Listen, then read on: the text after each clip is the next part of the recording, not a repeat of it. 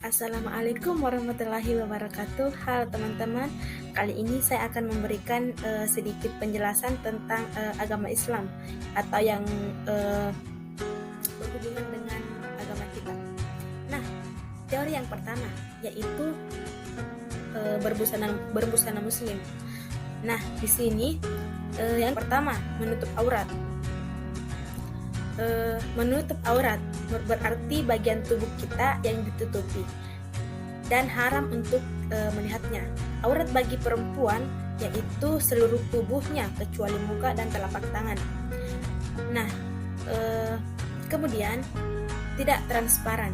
Tidak transparan di sini yaitu berarti pemilihan warna dan bahan pakaian yang menentukan pakaian kita itu transparan atau tidak, khususnya dalam keadaan kita saat berkeringat ataupun saat kita kehujanan. Nah, yang ketiga yaitu tidak ketat. Tidak ketat di sini berarti pakaian yang baik adalah pakaian yang tidak memperhatikan lakukan tubuh agar orang yang melihat kita itu tidak melakukan hal-hal yang negatif. Nah, tidak menyerupai lawan jenis. Ini seperti yang kita lihat dalam kehidupan sehari-hari kita, pakaian yang biasa dikenakan oleh misalnya perempuan di sini dia memakai pakaian laki-laki, pakai kaos dan celana-celana yang menyerupai laki-laki. Nah, kemudian sebaliknya, begitupun dengan laki-laki memakai pakaian yang seharusnya dia itu pakai, yaitu kaos dan juga ataupun baju koko yang menampakkan bahwa dia itu sebenarnya laki-laki. Nah, yang kedua yaitu kejujuran.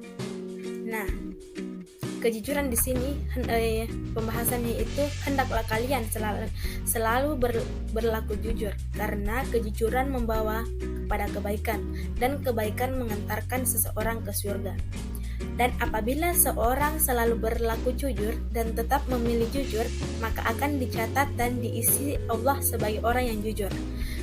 Di sini juga ada pepatah yang mengatakan, katakanlah sesuatu ataupun kebenaran walaupun itu pahit. Contohnya, saat kita contohnya dalam kehidupan di keluarga kita lah, contohnya begitu.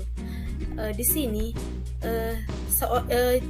semisalnya seorang anak itu melakukan ulangan di sekolahnya, nah dia mendapat nilai yang buruk lah.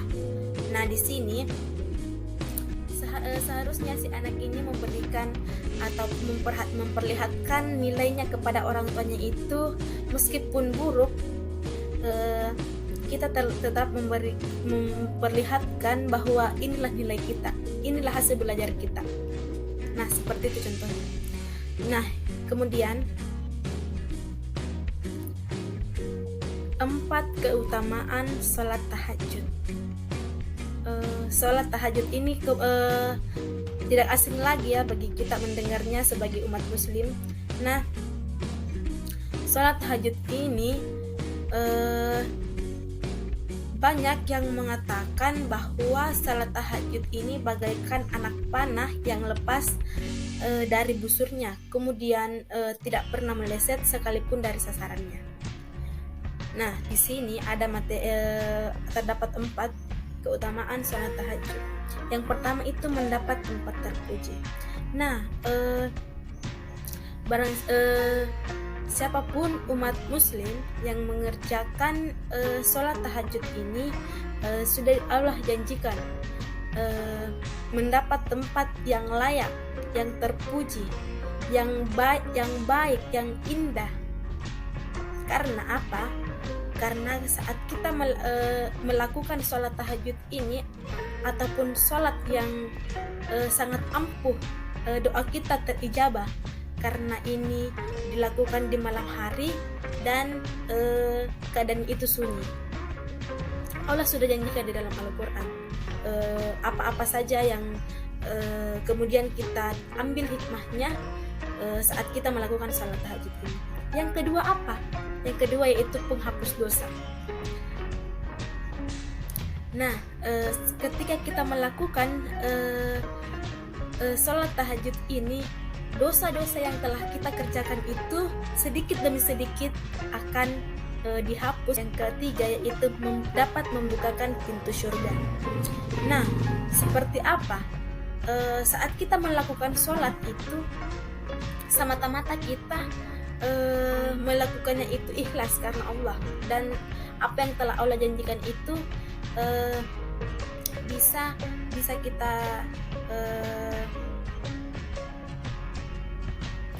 kita lihat manfaatnya dalam kehidupan sehari-hari saat kita melakukan sholat. Nah, yang keempat apa? Dikabulkan doa-doa. Terkabulnya doa kita saat kita melakukan sholat, kemudian kita menadahkan tangan kita untuk meminta sesuatu kepada Allah. Allah tidak segan-segan mengabulkan permintaan kita, asalkan kita itu terus-menerus melakukan perintah Allah dan selalu menjauhi apa yang Allah larang. Nah, kemudian apa? Puasa. Nah, puasa di sini merupakan rukun Islam yang ketiga. Puasa adalah salah satu ibadah umat Islam yang memiliki arti menahan diri dari segala sesuatu yang membatalkan puasa, yang dapat berupa memperturutkan syahwat, perut, dan farji ataupun kemaluan sejak terbit matahari sampai terbenamnya matahari dengan niat khusus. Kemudian apa macam-macam dari puasa? Puasa sunnah, yaitu yang pertama apa? Puasa Syawal. Puasa Syawal ini ataupun puasa yang kita lakukan selama 6 hari pada bulan Syawal atau pasca hari raya Idul Fitri. Nah, selanjutnya puasa Zulhijjah atau puasa Arafah. Puasa Zulhijjah ialah puasa yang dilakukan di 10 hari sebelum menjelang Idul Adha. Yang ketiga, puasa Muharram. Puasa Muharram adalah puasa yang dilakukan pada bulan Muharram atau tahun baru Islam, yang biasa dilakukan pada tanggal 10. Yang keempat, puasa Sya'ban. Puasa Sya'ban adalah puasa yang dilakukan pada bulan Sya'ban. Nah, yang kelima apa? Yaitu puasa Ayyamul Bid. Puasa Ayyamul Bid ini adalah puasa 3 hari setiap bulan Qamariah, yaitu tanggal 13, tanggal 14, dan tanggal 15 Hijriah. Kemudian puasa Nabi Daud. Puasa Nabi Daud ialah puasa yang kita kerjakan selang-seling, yakni semisalnya sehari ini kita berpuasa, kemudian tidak, kemudian besoknya lagi kita berpuasa, dan begitu pun seterusnya. Yang ketujuh apa? Puasa Senin Kamis. Puasa Senin Kamis ini tidak asing lagi deh bagi kita untuk melakukan puasa, karena puasa ini biasa kita lakukan ya, yakni itu puasa yang dilakukan setiap hari Senin dan juga Kamis. Nah, selanjutnya materinya apa? Nah, zina. Zina merupakan puncak keharaman dan hukumnya juga haram. Mendekatinya saja sudah dilarang, bahkan berdosa, apalagi kita berbuat zina. Pergaulan bebas dan zina disebabkan karena kurangnya pemahaman terhadap Al-Quran dan hadis. Perbuatan zina ialah perbuatan yang sangat dilarang oleh Allah. Semisalnya begini, kita sebenarnya di dalam agama Islam pun, di dalam Al-Quran pun dikatakan, telah dijelaskan itu saat kita berpacaran. Berpacaran ini banyak sekali di luar sana yang sudah tahu itu dilarang, kemudian dia melaksanakan. Dilarang, tapi banyak yang melakukan pacaran, ya begitu. Nah, Zina tidak hanya sebatas melakukan hubungan persetubuhan antara laki-laki dan perempuan, tetapi perbuatan yang membangkitkan syahwat lawan jenis yang bukan muhrim itu juga termasuk zina. Pezina perempuan dan pezina laki-laki beralah masing-masing dari keduanya 100 kali. Dan janganlah rasa balas kasihan kepada keduanya mencegah kamu untuk menjalankan agama atau hukum Allah.